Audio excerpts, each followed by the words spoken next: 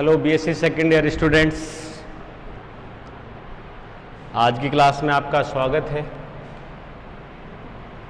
आज हमारे पास में topic paper first molecular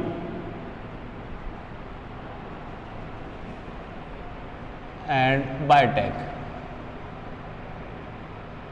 molecular biology and biotech से एक इम्पॉर्टेंट टॉपिक हमारे पास आ रहा है जो कि हमारी एक तरीके से सजीव कोशिकाओं के लिए और रीजनरेशन के लिए बहुत ज़्यादा इम्पॉर्टेंट है। That is DNA replication.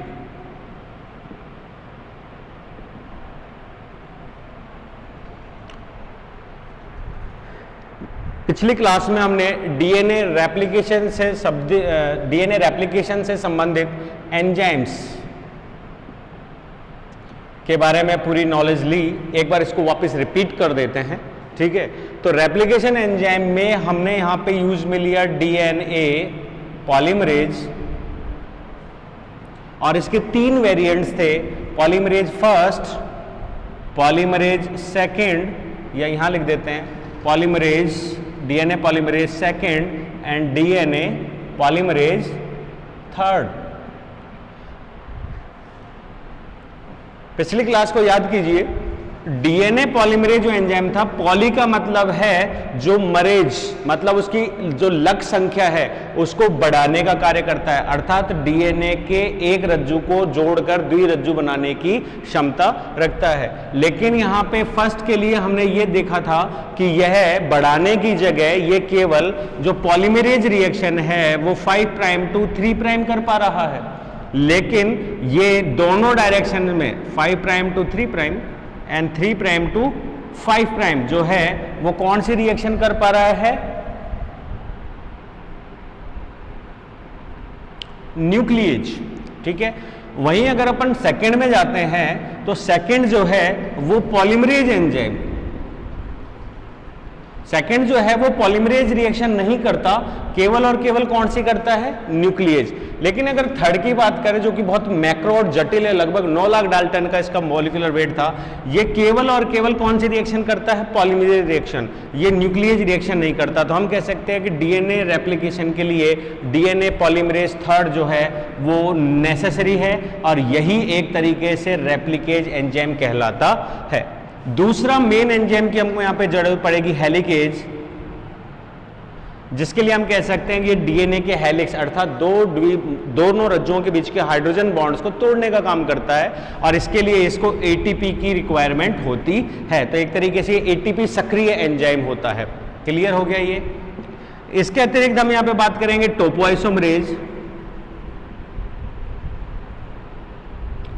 Second की। फर्स्ट और सेकंड में थोड़ा अंतर था, सेकंड को हमने यहां पे गायरेज भी कहा।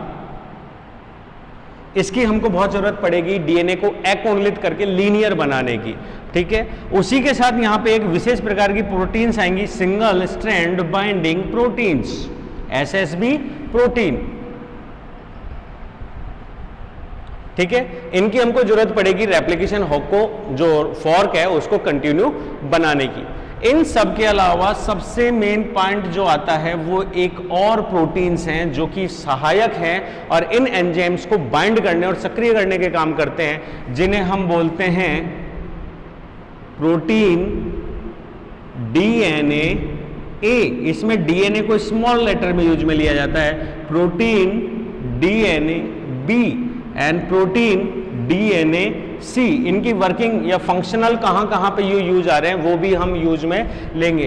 इसी में एक आगे अगर ई या के की बात करें तो ये म्यूटेशन में और जो एक तरीके से पीसीडी साइकिल है, प्रोग्राम सेल डेथ, उनके अंदर भी ये काम के होते हैं, जिसमें ई जो है एक तरीके से हीट शॉकिंग रेजिस्टेंस एंजाइम के रूप में होता है, तो वो भी रेप्लिकेशन में काम में आता है, लेकिन हम अभी उसकी यहाँ पे कोई जिक्र नहीं कर रहे। ये प्रोटीन्स हो गए। इसके बाद ये तो हो गया पूरा का पूरा इनिशिएशन फॉक बनाने का काम।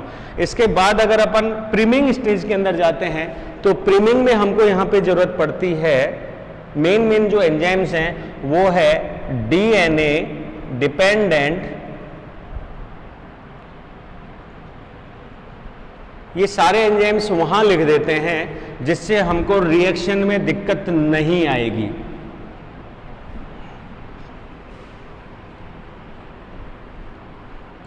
रिएक्शन के टाइम हमारे ये काम आएगा, तो यहां लिख देते हैं DNA polymerase first, DNA polymerase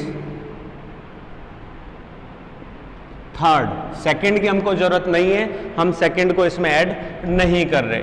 तीसरा हमको यहां पे जो जरूरत पड़ेगी वो पड़ेगी हेलिकेज की, फिर हमको पड़ेगी टोपो आइसोमरेज की, जिसे हम सेकंड कहते हैं, या गायरेज,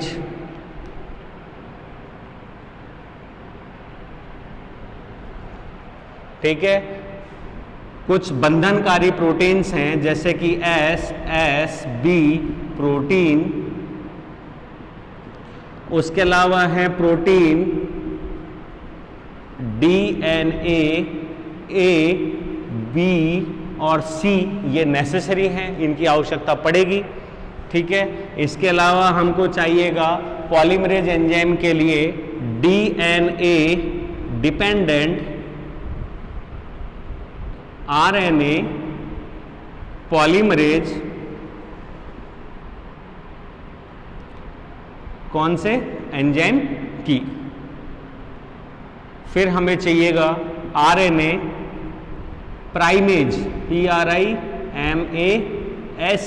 RNA प्राइमेज एंजाइम की हमको जरूरत पड़ेगी।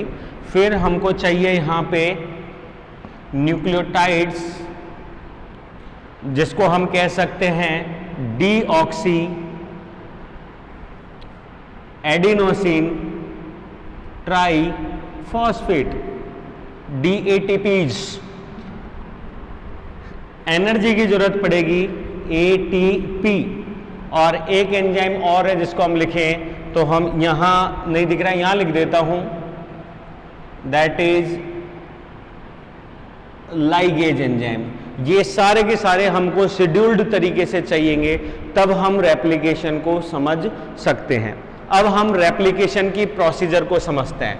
तो रेप्लिकेशन की प्रोसीजर में फर्स्ट ऑफ ऑल जो आता है वो लिखने में नहीं आता, लेकिन समझने के लिए है कि जब हम रेप्लिकेशन की बात कर रहे हैं तो वो हो कब रही है। तो रेप्लिकेशन को अगर आप सेल साइकिल में देखते हैं तो that is the checkpoint. और ये चेक पॉइंट कौन सा है? ये चेक पॉइंट है G2 का, जहां पे कोशिका जो है विभाजन की तरफ जा रही है, और इसके तुरंत बाद ये कोशिका किस में चली जाती है? M में, जिसमें सबसे छोटी फेज हो गई प्रोफेज, सबसे बड़ी हो गई मेटा, एना,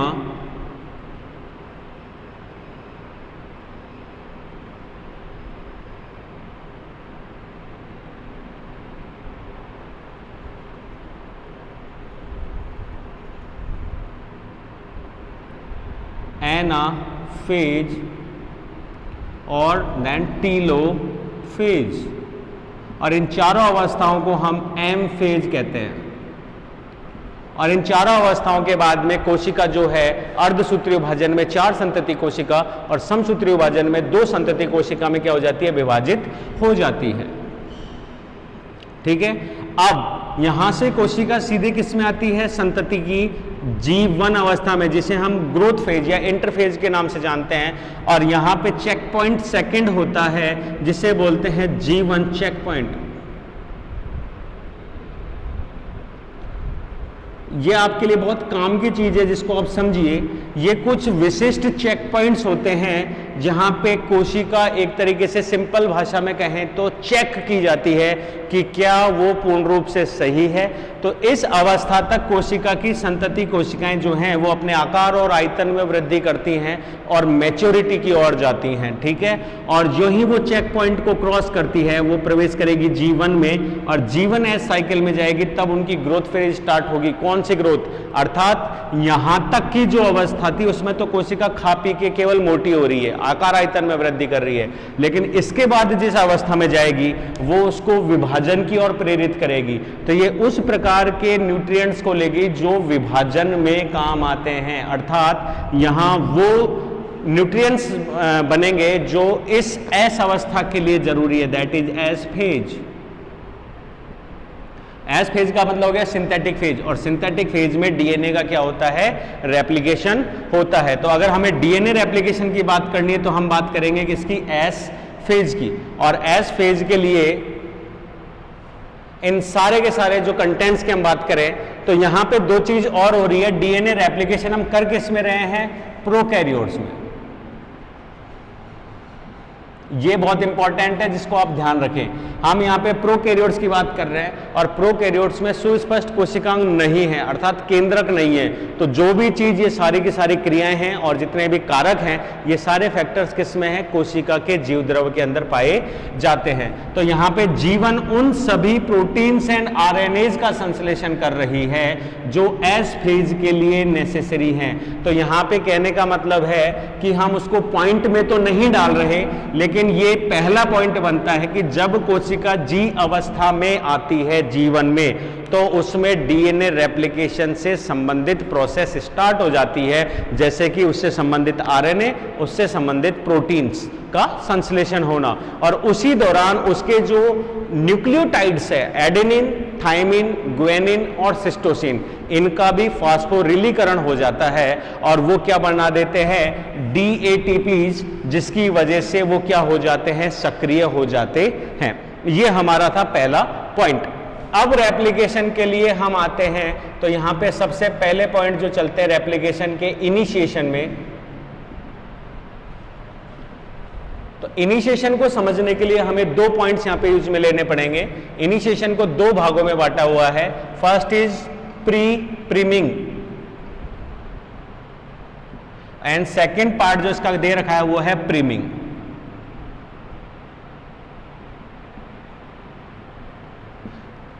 यहां पे प्री प्रीमिंग, प्रीमिंग का मतलब है डीएनए का गुणन, डीएनए का दोहरीकरण होना, ठीक है। तो ऐसे में इनिशिएशन शुरू होने से पहले दो घटनाएं होती हैं। ये होती है इनिशिएशन के ओरिजिन पॉइंट पर, रिलेटेड टू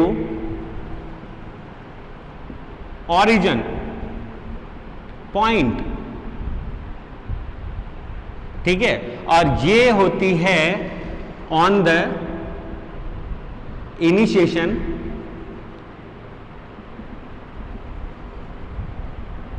साइट या पॉइंट। तो ये तो हम बाद में बात करेंगे, पहले इस पे आ जाइए। तो यहां पे सबसे बड़ी चीज जो आती है वो है ओरिजिन पॉइंट। हमारा ये टॉपिक थोड़ा लेंदी होने वाला है समझने के लिए। थ्योरेटिकली तो हम इसमें लाइनें कम ले लेंगे, ठीक है, लेकिन यहाँ पे समझना हमारे लिए जरूरी है, एक एक पॉइंट को इलिब्रेट करके हर बच्चे के लिए। तो यहाँ पे अगर अपन ओरिजिन पॉइंट की बात करें तो ये समझिए क्या होता है। एक सिंपल वे में अगर मैं आपसे कहूं तो कोई भी गोलाकार चीज है, जैसे कि एग्जांपल ले लीजिए मम्मी की चूड़ी, ठीक है, उसकी भी हम बात कर रहे हैं तो that is round in shape. और उस चूड़ी की हम बात करें तो हम कहेंगे कि गोल चीज का कभी कोई छोर नहीं होता, ठीक है। क्योंकि अगर हम लीनियर चीज की बात करें तो आप लिख देते हो 5 प्राइम टू 3 प्राइम, कोई दिक्कत नहीं है, जैसे कि हमारा डीएनए। लेकिन इसमें ये बताइए इसमें 5 प्राइम कहाँ है और 3 प्राइम कहाँ है, क्योंकि ये रहे दोनों डीएनए के दोनों, वो डीएनए के दोनों रज्जु। अब इसमें हम ये नहीं बता सकते कि ये 5 to 3 इधर है या 5 to 3 इधर है, हम कंफ्यूज हैं पूरी तरीके से, हमें नहीं पता। तो ऐसे में अगर हम एक बात बोलें तो कोई भी चीज के रेप्लिकेशन को स्टार्ट करने के लिए एक विशिष्ट उद्गम अनुक्रम होते हैं, सीक्वेंस होती है, उन्हें बोलते हैं रेप्लिकेशन पॉइंट या साइट ऑफ रेप्लिकेशन। और प्रोकैरियोट्स के अंदर इन्हें हमेशा ओराई सी कहा जाता है ज्यादातर, कुछ में ओराई आर के नाम से भी जानते हैं और सामान्यतः इन्हें बोला जाता है ओराई सी। तो ORI-C का मतलब समझना, ये कोई एक न्यूक्लियोटाइड का पॉइंट नहीं है, ये एक वृहद श्रृंखला होती है, अनुक्रम होते हैं जो विशिष्ट प्रोटीन्स के द्वारा ही उनको पहचाना जाता है और ये देखा जाता है कि यहीं से उसका समारंभन है। तो ऐसे में अगर हम इस चूड़ी की भी बात कर रहे थे तो ये चूड़ी दिखने में हमें गोल दिखाई देती है, परंतु इसका भी एक छोर होता है जहां से इस दोनों छोरों को जोड़ा गया है। अगर हम उस छोर को ढूंढ ले और वहां से उसको एंडोन्यूक्लियस द्वारा क्लीवेज करा दें तो वो भी कैसी कन्फर्मेशन स्टेट में आ जाएगा, लीनियर कन्फर्मेशन स्टेट में आ जाएगा। तो कहने का तात्पर्य है कि प्रोकैरियोटिक डीएनए कैसा है, स्मॉल, ठीक है, circular, small circular double strand, DS strand and naked. इसमें अतिरिक्त कोई प्रोटीन्स आबद्ध नहीं होते, लेकिन द्विरज्जुकी होता है और वृत्ताकार होता है, सबसे बड़ी चीज। और छोटा तो इसलिए कह रहे हैं क्योंकि ये बहुत कम मैकेनिज्म है इसकी life cycle and metabolic reactions, तो इसमें जो है न्यूक्लियोटाइड्स की संख्या बहुत कम है, हमारी तुलना में बहुत ही ज़्यादा कम। तो ऐसे में यहाँ स्मॉल तो कोई दिक्कत नहीं करेगा, लेकिन सर्कुलर का मतलब हो गया ये। तो किसी भी सर्कुलर चीज में कहीं न कहीं एक वो विशिष्ट अनुक्रम होती है जिसे ORI-C कहते हैं। इस ORI-C को विशिष्ट प्रोटीन ही पहचानते हैं और वहीं से रेप्लिकेशन का ओरिजिन होता है, समारंभन होता है, इसीलिए इस शब्द को दिया गया है प्रिमिंग। तो ORI-C को समझते हैं। ई कोलाई का जीनोम छोटा है और सर्कुलर है, अतः ई कोलाई के इनिशिएशन ओरिजिन एक ही होता है, एक से ज्यादा बैक्टीरिया इसमें प्रोकैरियोट्स में नहीं पाया जाता। हमारा जीनोम बहुत बड़ा है, इसका कारण मैं आपको नेक्स्ट क्लास में समझाऊंगा कि हमारा जीनोम बड़ा है तो हमारे अंदर कितने ओरिजिन्स पाए जाते होंगे रेप्लिकेशन। तो इस ORI-C को समझिए, ये एक विशिष्ट 200 से 250 न्यूक्लियोटाइड या बेस पेयर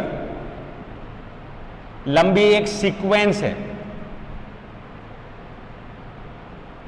200 से 250 बेस पेयर लंबी एक विशिष्ट सीक्वेंस होती है जिसे हम ORI-C कह रहे हैं, पर हमें नहीं पता अभी, हम केवल इसको एक बार विमोचन कर रहे हैं। इस 200 से 250 विशिष्ट में कुछ विशिष्ट अनुक्रम्स होती हैं, जैसे कि एक विशिष्ट अनुक्रम जो है वो लगभग 13 बेस पेयर लंबी होती है, विशिष्ट बेस पेयर लंबी होती है, जिसकी अपन अगर क्रम की बात करें तो 3 प्राइम टू 5 प्राइम की दिशा में हम बात करें तो वो होती है लगभग GATCT ATTT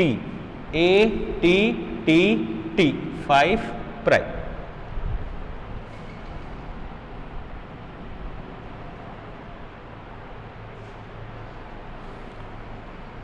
ठीक है, ये एक विशिष्ट अनुक्रम है जो कितनी बार होती है, इसको मिटा देते हैं, ये हमारा काम हो गया।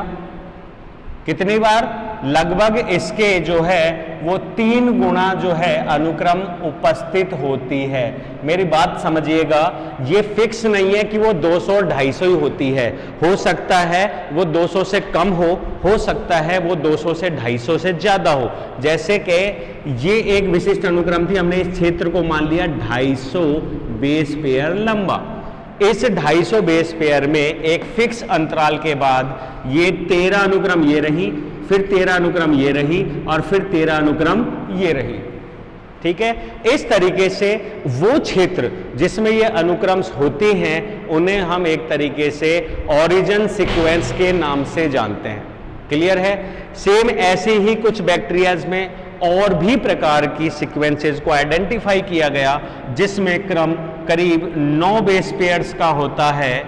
ठीक है, और उनकी अगर अपन अनुक्रम्स की बात करें तो वो अनुक्रम्स होती हैं T T A T C C A C A 5 prime, और लगभग ये इनकी 4 कॉपीज जो हैं, अनुक्रम कॉपीज, 4 अनुक्रम कॉपीज जो है वो पाई जाती हैं, TT, AT, CC, AC, A। अब जो नाम इनको दिया गया है, इनको दिया गया है, जो 13 सीक्वेंसेज हैं उनको हम बोलते हैं 13 मर्स, क्लियर है। और जो 9 सीक्वेंस है उनको बोलते हैं 9 मर्स, दैट इज 13 मर्स और ये हो गई 9 मर्स। यहां तक क्लियर है सभी को?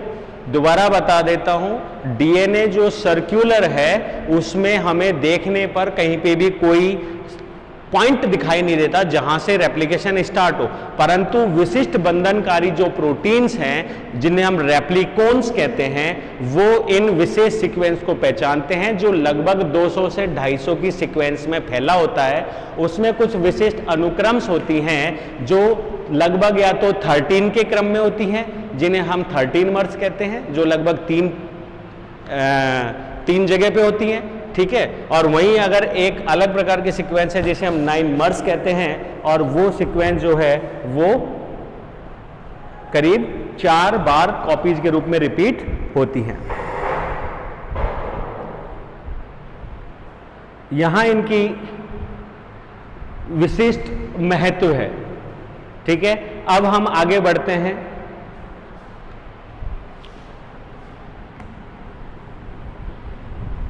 तो सबसे पहले रेप्लिकेशन में एक विशिष्ट डीएनए बंधनकारी प्रोटीन, इसका विशेष ध्यान रखिएगा, विशिष्ट डीएनए बंधनकारी प्रोटीन की बात कर रहे हैं हम।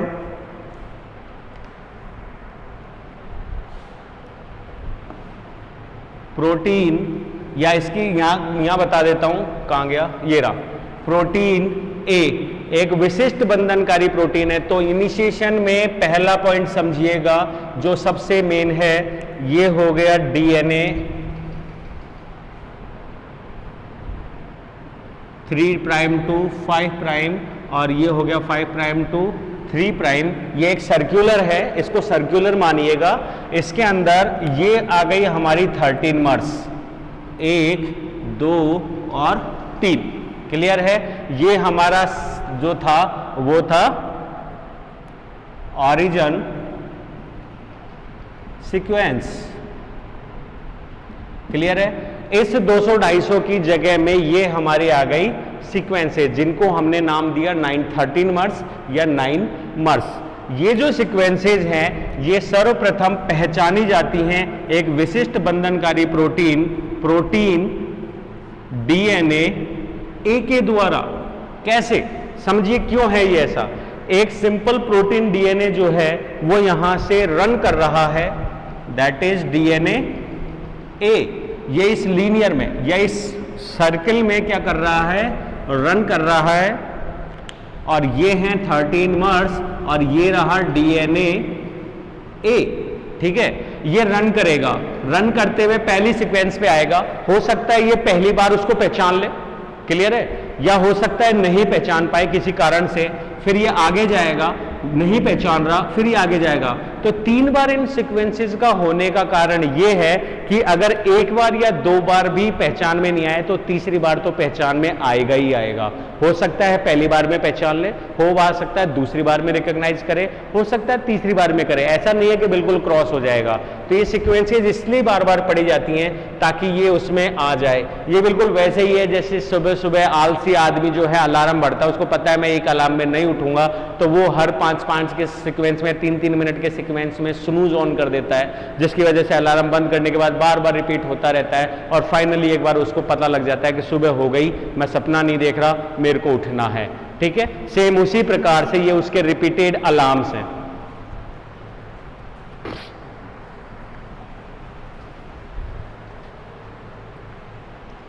ये हो गया। तो ऐसे में जो ही ये यहां पे आएगा और ये इन सीक्वेंसेस को पहचानता है तो इसको सीक्वेंस को बना लेते हैं। ये आके इससे क्या हो गया, डीएनए जो ए है वो इससे क्या हो जाता है, बाइंड हो गया। डीएनए ने इसको पहचान लिया। अब डीएनए ए के जुड़ते ही, क्योंकि डीएनए जो है वो एक हेलिकेज,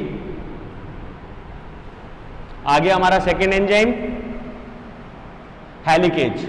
डीएनए जो है वो हेलिकेज के रूप में व्यवहार करेगा और एटीपी उसको चाहिए, तो ऐसे में डीएनए ए जो है वो यहां पे जोड़ेगा प्रोटीन डीएनए बी को, और ये डीएनए बी जो है वो एक तरीके से यहां पे हेलिकेज का ही काम करेगा प्लस एटीपीज का काम करेगा।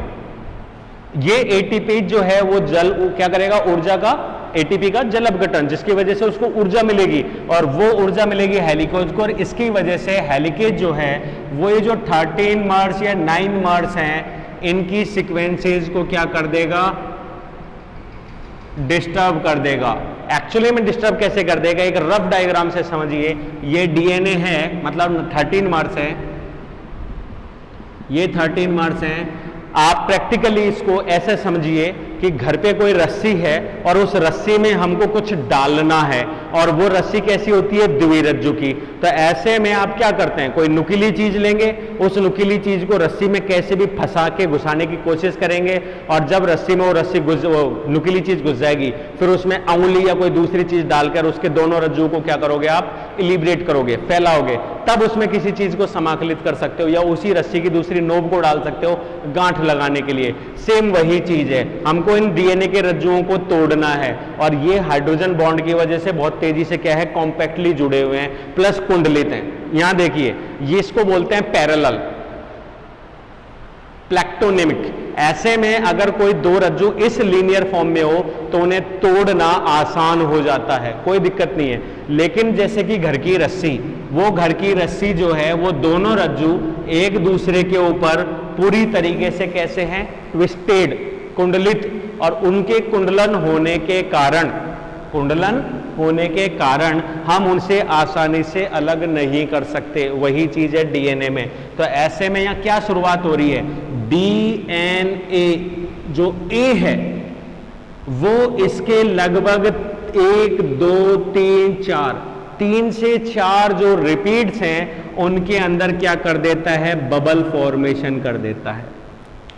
बबल फॉर्मेशन का मतलब हो गया कि इन कुछ विशिष्ट 4 अनुक्रम के बीच में हाइड्रोजन बॉन्ड्स को तोड़ देता है, और उसकी यूज कौन करता है, हेलिकेज। और हेलिकेज कैसे काम करता है, एटीपेज एंजाइम की मदद से।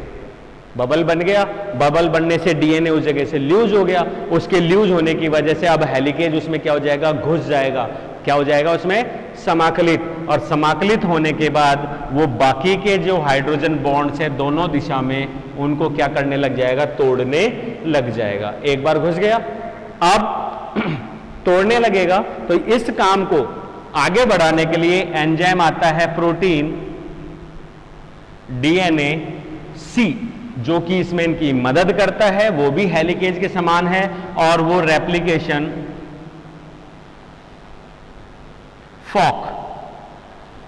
फॉर्क बनाता है। फॉर्क किसको कहते हैं, इसको हिंदी में संदृत्र भी बोलते हैं। जैसे घर का चिमटा, जिसका लास्ट छोर जो है वो एक हो और आगे से ये बाइफरकेट हो, द्विभाजी शाखित, इसको बोलते हैं फॉर्क। क्योंकि डीएनए को रेप्लिकेट होने के लिए या ट्रांसक्राइब होने के लिए डीएनए को एक रज्जु की होना आवश्यक होता है, दैट इज रेप्लिकेशन फॉर्क।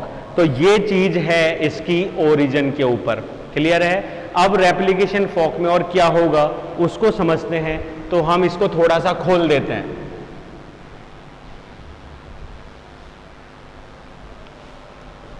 तो ये था डीएनए, और ये डीएनए को जो है वो इसने अभी अच्छा डायग्राम बना लेंगे। तो ये डीएनए के अंदर, ये तो इसके अंदर समाकलित हो गया हेलिकेज घुस गया, इसने डीएनए को तोड़ दिया, ये हो गई हमारी 13 मर्स सीक्वेंस, दैट इज ओराई सी, ठीक है। और ये डीएनए को इसने खींच खांच के तोड़ दिया। अब यहां पे आ गए 3, तो यहां पे रेप्लिकेशन फॉर्क बनाएगा कैसे, तो रेप्लिकेशन फॉर्क ऐसे बनाएगा कि सी जो है वो यहां पे कुछ बंधनकारी proteins, single strand binding proteins, आप इसकी यूज ले लीजिए, सिंगल स्ट्रैंड बाइंडिंग प्रोटीन्स को क्या करेगा, यहां पे जोड़ेगा। तो अब देखिए क्या हो रहा है, डीएनए बना हुआ है एक प्यूरीन और एक प्रिमिडीन, ठीक है, एक प्यूरिन एक प्रिमिडीन। और यहां पे प्यूरिन की अपन बात करें तो वहां आ गया हमारे पास में एडेनिन और सिस्टोसिन। प्रिमिडीन्स की बात कर रहे हो तो वो हमारे पास आ गया थायमिन और ग्वेनिन। हम यूरेसिल की बात नहीं कर रहे क्योंकि डीएनए की बात हो रही है, आरएनए की बात नहीं हो रही। तो एडेनिन हमेशा द्विबॉन्ड बनाता है थायमिन से, सिस्टोसिन ट्रिपल बॉन्ड बनाता है किससे, ग्वानिन से। तो ऐसी कंडीशन में प्यूरिन और प्रिमिडीन आपस में एक दूसरे से बॉन्ड बनाने को प्रेरित होते हैं, आकर्षित होते हैं, इनके बीच में हाइड्रोजन बॉन्ड होता है। तो ये एक प्यूरिन टूट गया एडेनिन, ये एक प्यूरिन टूट गया सिस्टोसिन, ये एक प्रिमिडीन टूट गया ग्वेनिन। इसी तरीके से यहां पे कौन कौन से टूट गए, थायामीन, ग्वेनिन और सिस्टोसिन।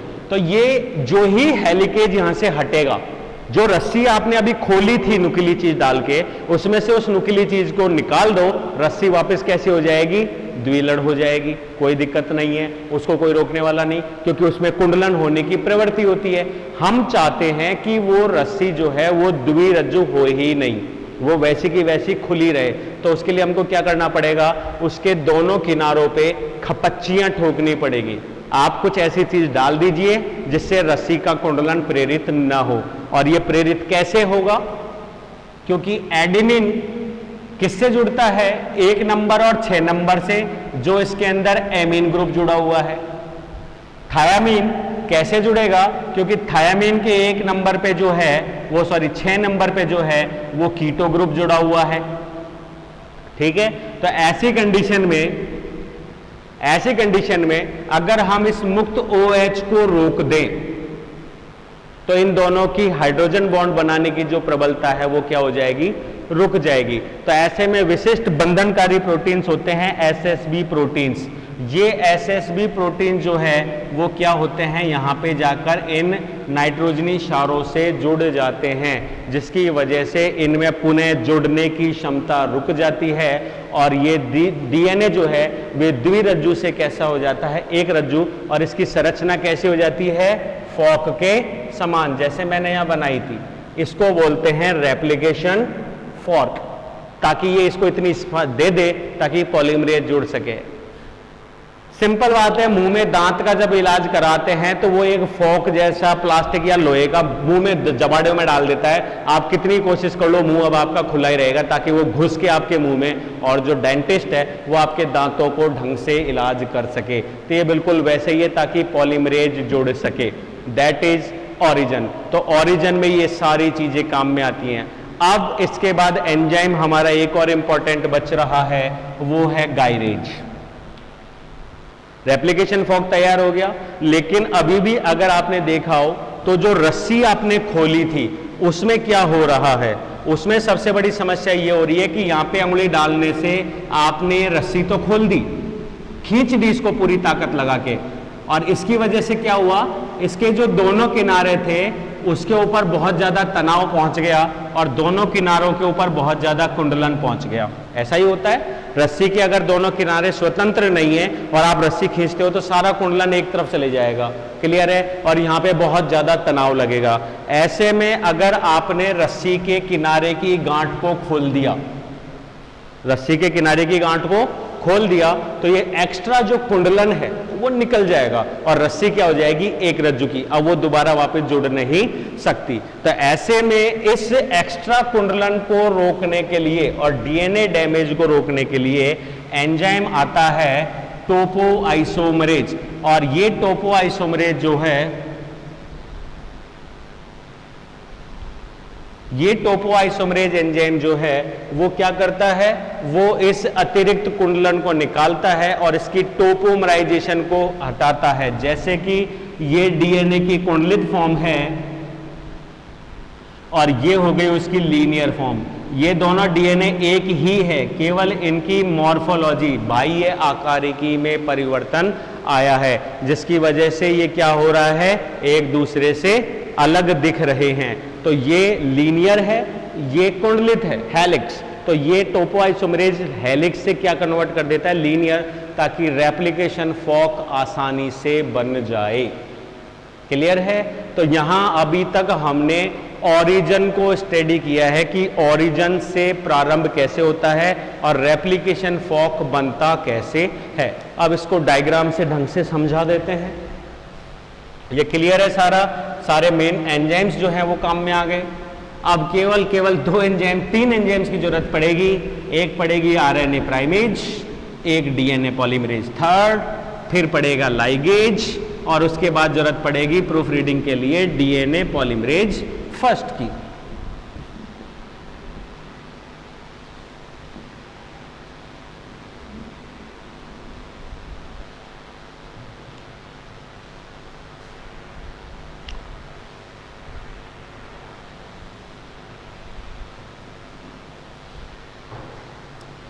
इनिशिएशन में हमने दो भाग किए थे, एक प्री प्रीमिंग और एक प्रीमिंग। तो अब तक जो हमने पढ़ा वो था प्री प्रीमिंग और अब जो हम पढ़ेंगे वो कहलाएगा प्रीमिंग। ठीक है, तो यहां एक बार डायग्राम बना लेते हैं।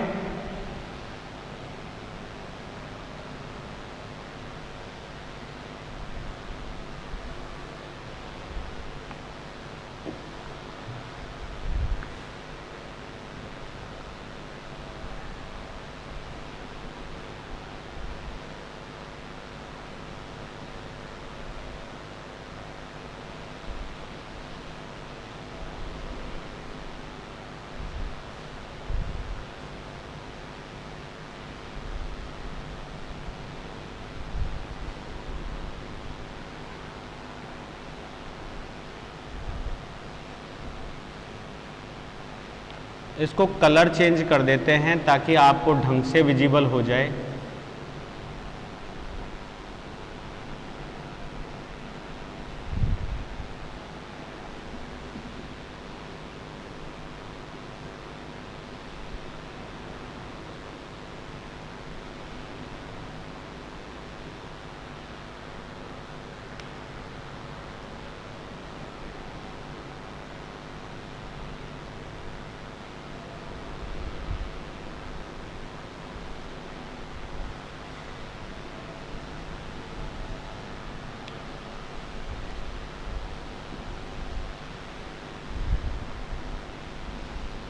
ये हो गया 5 प्राइम और ये हो गया 3 प्राइम। इनको जरूरी है समझना। और पूरी रेप्लिकेशन के सेटअप में ये हो गया हमारा +1 से डिनोट कर देते हैं, डेट इज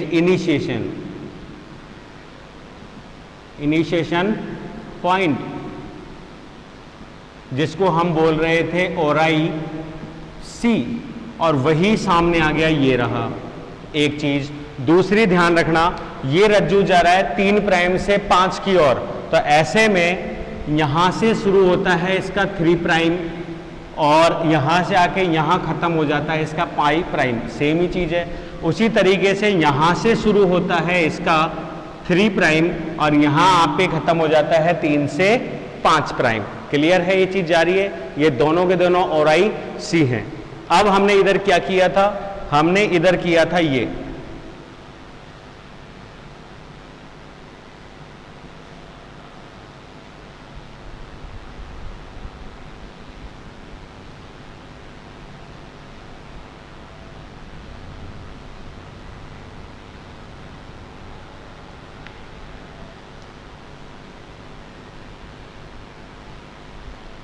डायग्राम इसलिए बनाया है क्योंकि यहां पे हम एंजाइम डाल रहे हैं, कौन सा, टोपोआइसोमरेज।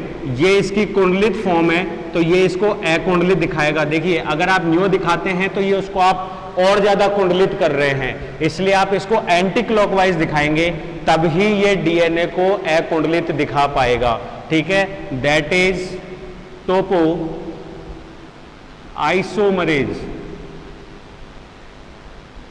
सेकेंड, जिसकी वजह से ये क्या कर रहा है, कुंडलन को निकाल रहा है। एक चीज ये हो गया इसके डीएनए, ठीक है, और ये हो गए एक रज्जु की डीएनए।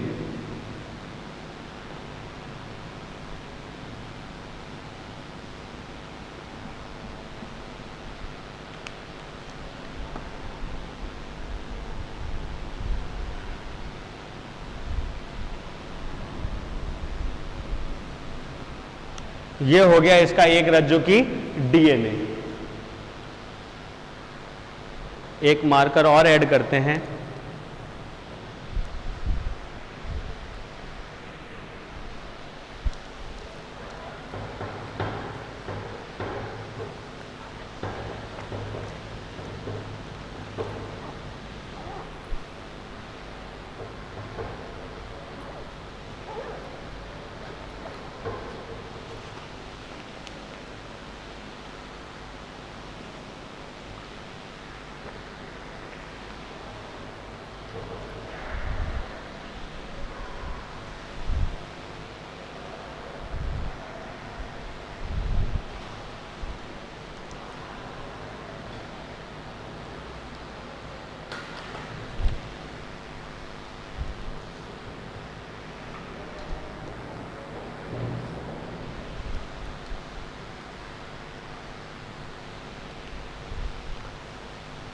यहां पे ग्रीन पेन से हम इसको शो करते हैं एसएसबी प्रोटीन्स। ग्रीन पॉइंट से हमने यहां पे एसएसबी प्रोटीन जो हैं उनको लिया है, और ये मैं यहां पे ब्लैक से दिखा देता हूं, एसएसबी प्रोटीन।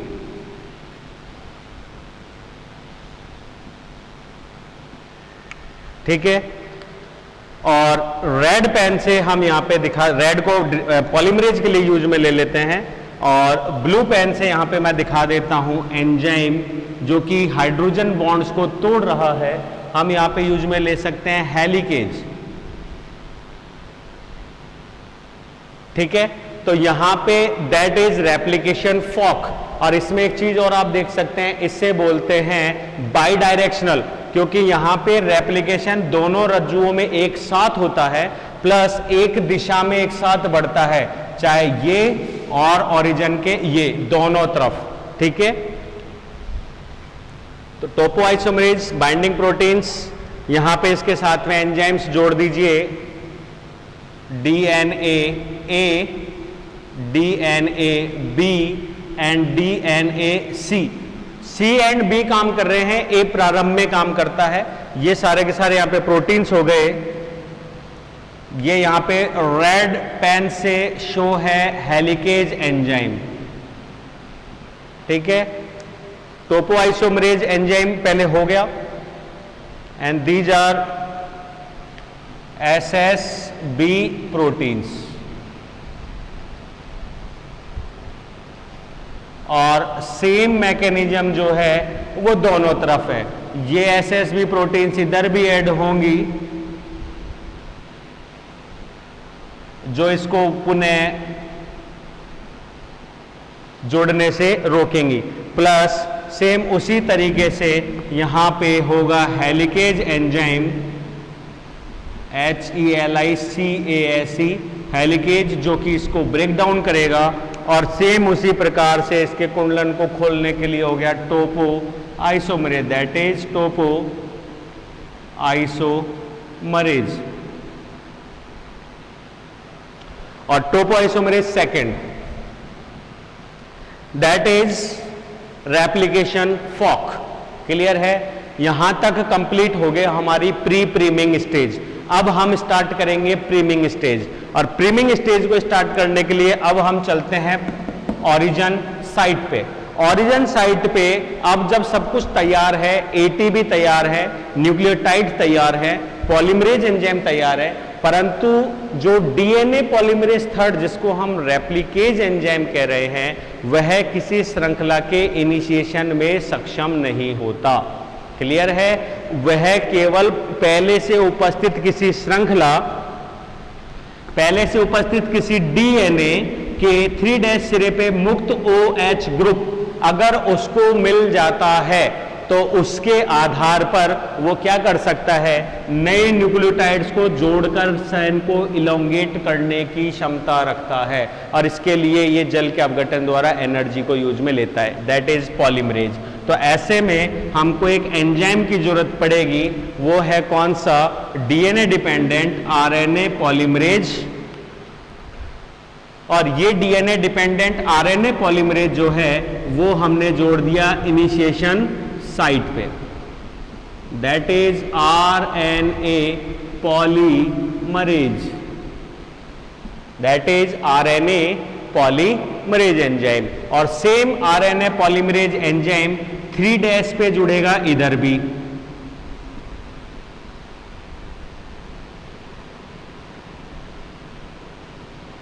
ठीक है, समझना मेरी बात को, आरएनए पॉलीमरेज इनिशिएशन पे दोनों तरफ जुड़ेगा, परंतु 3 से 5 की तरफ, 5 से 3 की तरफ नहीं जुड़ेगा। इसमें भी यहां नहीं जुड़ेगा, केवल इधर जुड़ेगा। ये इधर और ये इधर सतत कंटिन्यूअसली क्या करेगी, वृद्धि करेगी। ये जो एंजाइम है अब यहां क्या कर रहा है, ये यहां पे इसको बढ़ाएगा, परंतु एक और चेंजेस है, हमारे पास एक एंजाइम और है, दैट इज आरएनए प्राइमेज। ठीक है, तो अकॉर्डिंग टू ओकाजाकी, ठीक है, एक चीज को अभी समझ लीजिए, ये बहुत इंपॉर्टेंट चीज है आपके लिए। डीएनए में जो पॉलीमरेज एंजाइम है थर्ड, जिसकी हम रेप्लिकेज की बात कर रहे हैं, वो ओल्ड डीएनए का मतलब ये और ये, इस पे 3 डायरेक्शन टू 5 ही कार्य करता है रेप्लिकेशन। ये बहुत इंपॉर्टेंट है, ये मैं मिटाने वाला हूं, ढंग से समझ लीजिए। डीएनए पर पॉलीमरेज थर्ड जो है वो केवल 3 से 5 दिशा में ही पड़ता है और उसी डायरेक्शन में ओल्ड स्ट्रैंड पर क्या करता है, रेप्लिकेशन कर सकता है। समझना, अगर ये यहां से शुरू होता तो जा सकता है, लेकिन ये यहां से यूं नहीं आ सकता, क्योंकि यूं आने में यहां पे चलता है 5 प्राइम टू 3 और डीएनए पॉलीमरेज 5 से 3 रीडिंग नहीं कर सकता, अतः कभी भी 5 से 3 नहीं जाएगा, ये हमेशा 3 से 5 ही जाएगा। उसी प्रकार से यहाँ पे ये 3 से 5 की ओर आएगा, लेकिन 5 से 3 कभी भी नहीं जा सकता। तो यहाँ पे जो एंजाइम है वो है आरएनए पॉलीमरेज। कौन सा polymerase? DNA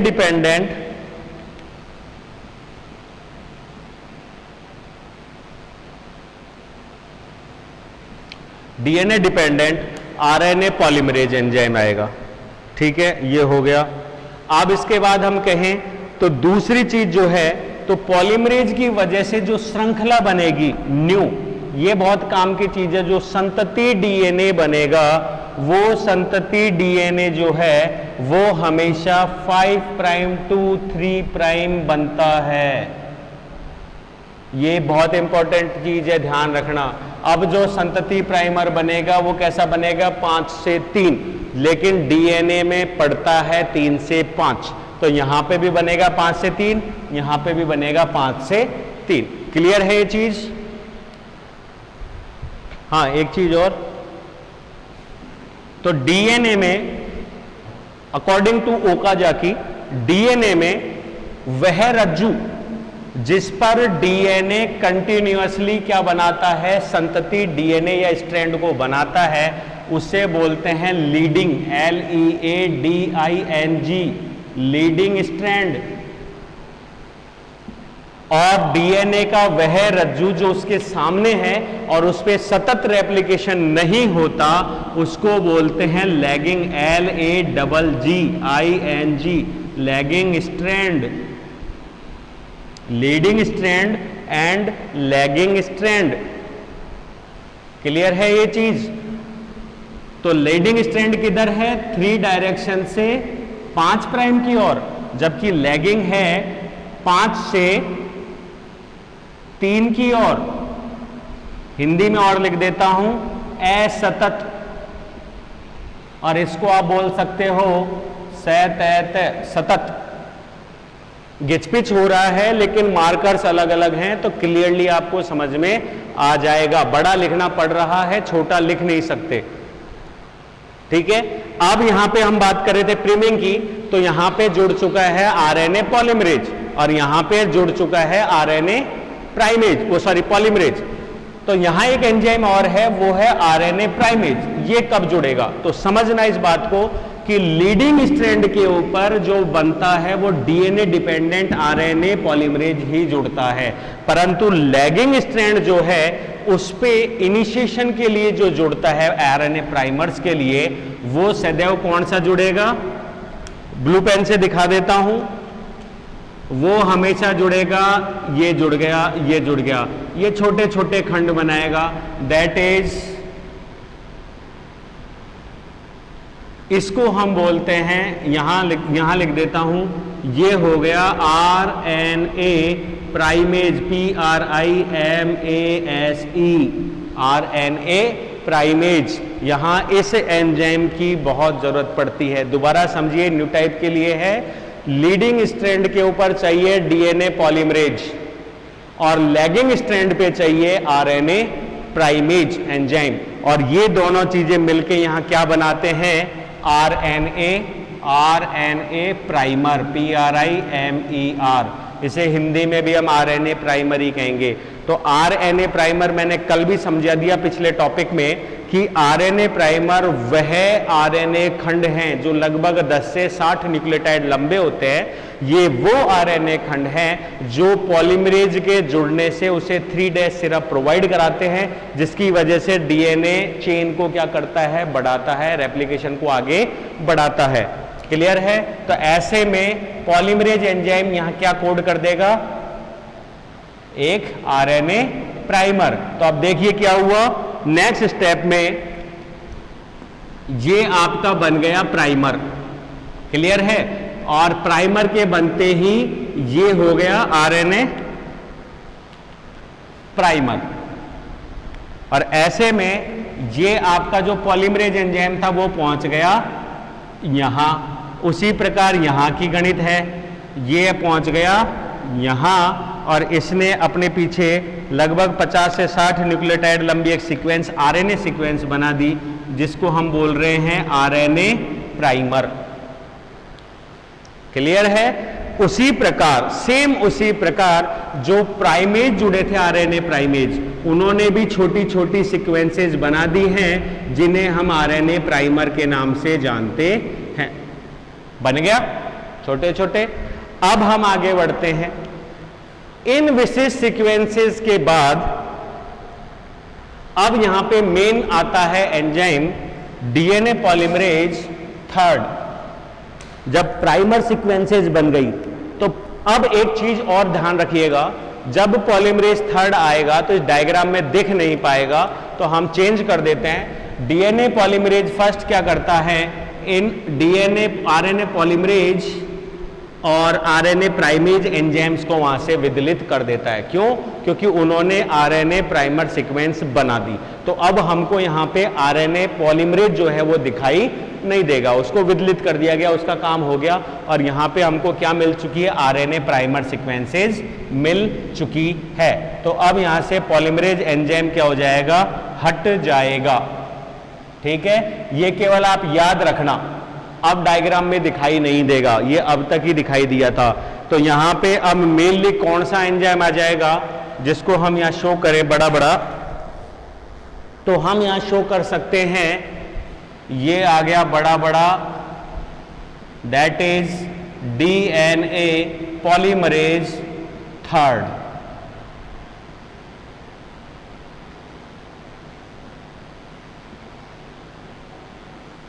DNA polymerase third. ठीक है,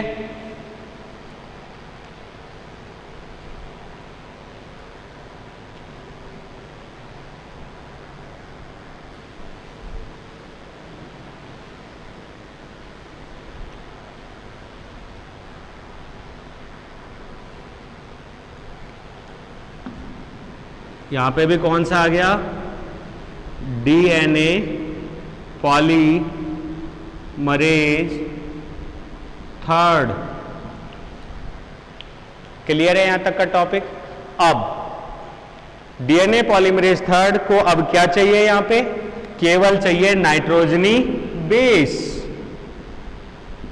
जो एक्टिव थे पहले से, ये रहे नाइट्रोजनी सीक्वेंसेस।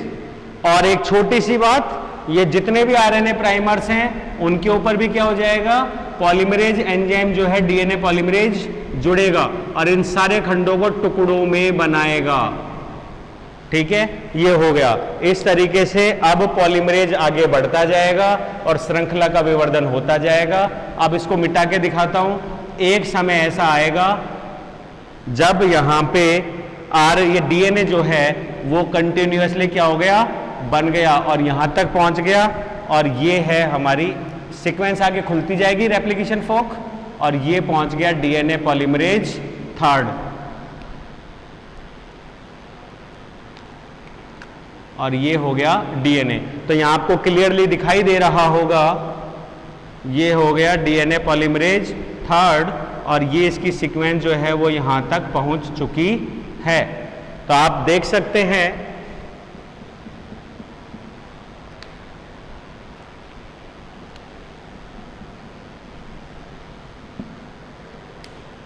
अब पॉलीमरेज आ गया यहां तक, तो आप देख सकते हैं कि यहां पे लीडिंग स्ट्रैंड पे डीएनए सतत रूप से बनता जा रहा है कंटिन्यूअसली, कोई दिक्कत नहीं है, वहां पे भी और यहां पे भी, that is known as leading strand. लेकिन उसके सामने वाला जो रज्जू है उसमें डीएनए टुकड़ों में बन रहा है, खंडों में, एक साथ नहीं बन रहा। पहले आपको छोटी क्लासेस में बताया होगा कि ये टुकड़े कहीं और बनते हैं, वहां पे लाके चिपका दिए जाते हैं डीएनए पॉलीमरेज फर्स्ट के द्वारा, पर ऐसा नहीं है, ये वहीं बनते हैं लेकिन टुकड़ों में बनते हैं। कैसे? क्योंकि डीएनए पे 3 से 5 डायरेक्शन में पॉलीमरेज सीधे काम कर सकता है, लेकिन जो इसके सामने वाला स्ट्रैंड है वो है 5 से 3, तो ऐसे में डीएनए इस दिशा में ही काम कर सकता है। तो ये क्या करेगा, थोड़ा सा पीछे आके इसको बनाएगा, फिर पीछे आके इसको बनाएगा, फिर पीछे आके इसको बनाएगा, फिर पीछे आके इसको बनाएगा। तो अब समझ में आ गई बात। तो यहां पे 4 टुकड़ों में बना उतना ही सेगमेंट, जबकि लीडिंग स्ट्रैंड में एक साथ बन जाता है। तो ये न्यू टाइप का क्वेश्चन है कि यहां पे कितने प्राइमर की जरूरत पड़ी, एक प्राइमर की, आरएनए प्राइमर की, और एक ही पॉलीमरेज की जरूरत पड़ी। लेकिन ओकाजाकी फ्रेगमेंट पे क्या हो रहा है, जितने खंड हैं उतने ही आरएनए प्राइमेज चाहिए, उतने ही आरएनए प्राइमर खंड चाहिए, और उतने ही polymerase DNA polymerase third enzyme हमको चाहिए, तब जाके डीएनए दोनों तरफ सतत होता है। इन खंडों का ज्ञान जापानी वैज्ञानिक रिजी ओकाजाकी ने लगभग 1968 के अंदर जो है एक बहुत ही इंपॉर्टेंट प्रयोग के लिए किया था, जिसमें उनको नोबेल प्राइज से सम्मानित किया गया, और उन्होंने ही डीएनए रेप्लिकेशन में इन ओकाजाकी फ्रेगमेंट के संगठन को समझाया। उन्होंने अपना एक प्रैक्टिकल किया, जिसको या तो अगली क्लास में हम समझेंगे, 3 हाइड्रोजन थाइमिडीन के प्रैक्टिकल से किया था, जिसकी वजह से जब उन्होंने रेप्लिकेशन को शुरू होते ही दूसरे सेकंड या तीसरे सेकंड में रोक कर जब उसका आयतन लिया तो पता लगा कि डीएनए दोनों स्ट्रैंड्स अभी समान है, अर्थात रेप्लिकेशन के कुछ देर बाद रेप्लिकेशन फॉक बना। फिर उसके कुछ देर बाद जब उन्होंने लिया तो यहां पे ऊपर वाला जो स्ट्रैंड था वो बहुत ज्यादा भारी प्राप्त हुआ, जबकि नीचे वाला जो स्ट्रैंड था वो उसका आधा प्राप्त हुआ वजन में, अर्थात कोई ना कोई ऐसी चीज थी जो इसको भार दे रही है, इसको भार नहीं दे रही। जब उन्होंने 3 हाइड्रोजन थाइमिडीन के अभिरंजित चीजों को देखा, विजिबल किया, तो उन्होंने देखा कि एक स्ट्रैंड जो कि 3 से 5 था वो सतत बन रहा है, जबकि उसका दूसरा जो स्ट्रैंड था उसके अंदर पैचेज के रूप में बन रहा है, टुकड़ों के रूप में, खंडों के रूप में। अतः उन्होंने सतत वाले को लीडिंग स्ट्रैंड और असतत वाले को लैगिंग स्ट्रैंड कहा, और रेप्लिकेशन में इस चीज को समझाया कि डीएनए का रेप्लिकेशन एक दिशा में साथ साथ होता है दोनों ही रज्जुओं पर, बस ऊपर सतत होता है और दूसरे वाले में असतत होता है। बाद में ये ओकाजाकी खंड जो हैं, सॉरी, इन खंडों को उनके सम्मान में ओकाजाकी फ्रेगमेंट्स कहा गया। अब हम आगे बढ़ते हैं। ओकाजाकी फ्रेगमेंट्स तैयार होने और सतत होने के बाद में ये जो इनके आगे थी ना RNA primer sequence, in RNA primer sequences को क्या कर दिया जाता है, हटा दिया जाता है bye DNA polymerase first, bye DNA polymerase first. तो यहां पे अब वापस जगह बच गई, लगभग 60 न्यूक्लियोटाइड की जगह बच गई, ठीक है। तो इन सारे खंडों को क्या किया जाएगा, वापस जोड़ा जाएगा बाय डीएनए पॉलीमरेज फर्स्ट, और जो ओकाजाकी खंड के बीच के जो स्थान थे खंड, उनको जोड़ा जाएगा लाइगेज एंजाइम के साथ, और ये लाइगेज एंजाइम अब इस लैगिंग स्ट्रैंड जो है उसको भी क्या बना देगा, बिल्कुल सतत, और लैगिंग को भी क्या बना देगा, पूरी तरीके से सतत। इस तरीके से डीएनए के दोनों रज्जुओं पर डीएनए, संतति डीएनए जो है वो सतत रूप से क्या हो जाता है, रेप्लिकेट हो जाता है। ये जितनी आसानी से समझने वाली रिएक्शन है उतनी आसान है नहीं, ये बहुत जटिल रिएक्शन है। अब सब कुछ होने के बाद जब आगे रेप्लिकेशन पहुंच गया तो इसकी प्रूफ रीडिंग की जाती है, क्योंकि माना जाता है कि 10,000 से 1,00,000 न्यूक्लियोटाइड में एक त्रुटि होने का चांस है, क्योंकि ये बहुत जटिल प्रोसेस है। क्लियर है? तो ऐसे में इसकी प्रूफ रीडिंग करता है डीएनए पॉलीमरेज फर्स्ट। ये डीएनए पॉलीमरेज संपूर्ण संतति डीएनए को चेक करता है, उसमें से जो खराब न्यूक्लियोटाइड है उसको एंडोन्यूक्लियेज वाला क्लीवेज करता है और क्लीवेज करने के बाद नए न्यूक्लियोटाइड को उसमें जोड़कर उसको सही बना देता है और लाइगेज एंजाइम उन खंडों को जोड़ देता है। अगर आपको ध्यान हो तो मैंने स्टार्टिंग में ही डीएनए पॉलीमरेज की दोनों रिएक्शंस बताई थी, 5-3 लाइगेज और दोनों दिशाओं में एंडोन्यूक्लियेज। क्लियर है? तो ये है रेप्लिकेशन प्रोकैरियोट्स में। नेक्स्ट क्लास में हम पढ़ेंगे रेप्लिकेशन इन यूकैरियोट्स। थैंक्स।